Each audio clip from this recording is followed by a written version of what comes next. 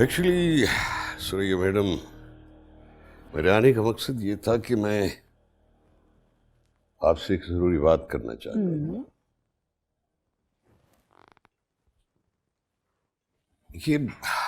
मैं ये कहना चाहता था कि आप सुंबल पर सख्ती कम कर दीजिए।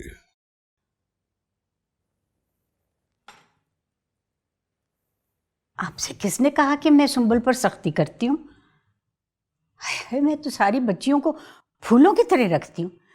हाँ, वो है मुआ मरदूद इकराम, वो कभी कभार ऊंच नीच कर जाता है, लेकिन मैं तो उनको अपने जिगर के टुकड़ों की तरह समझती हूँ। यकीन ना आए तो बुलाकर पूछ लीजिए। अरे नहीं नहीं, ऐसी बात नहीं है ना। मैं आपसे कुछ पूछना चाहता हूँ ना कहना चाहता हूँ। सिर्फ मेरे कहने का मकसद ये है कि सुंबल अब पाबंद हो जाए, मेरी, सिर्फ मेरी।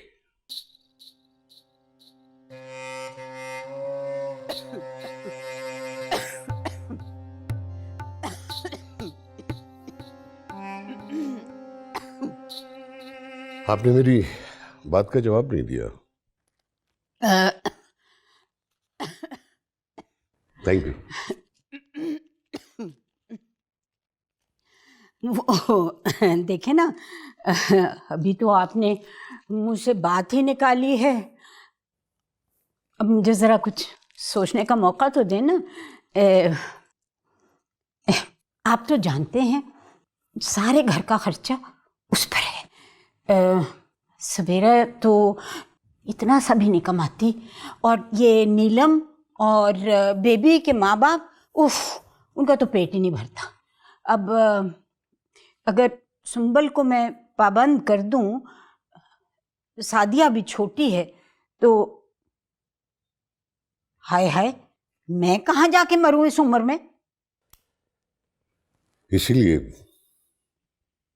तो कहता हूं, आप तनख्वाह बताइए, मेरी हैसियत हुई तो देता रहूंगा आपको। हाय मैं मर जाऊं, मेरे इतने भी बुरे दिन नहीं आए कि मैं आपसे पैसे मांगूं।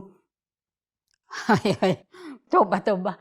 वो तो देखे ना, ये आजकल के लड़के लड़कियों ने नए नए किस्म के गाने गा के हमारा कारोबार बंद करा दिया, वरना तौबा, मैं कभी भी आपसे भीख ना मांगू। आप दिल छोटा क्यों करती हैं? आप बस हुक्म कीजिए।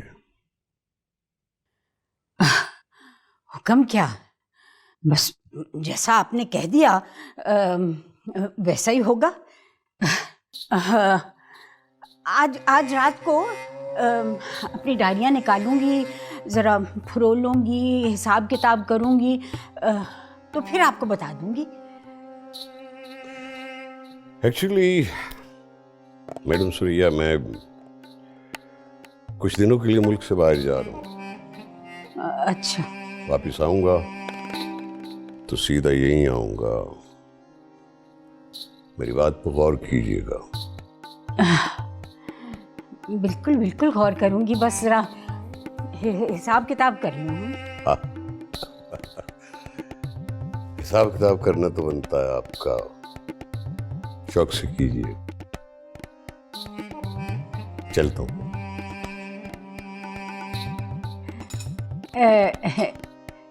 चाय? वापसी पे।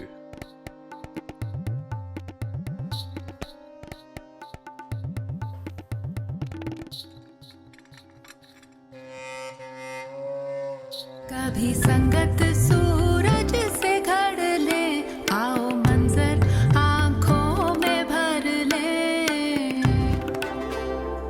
मेरा रास्ता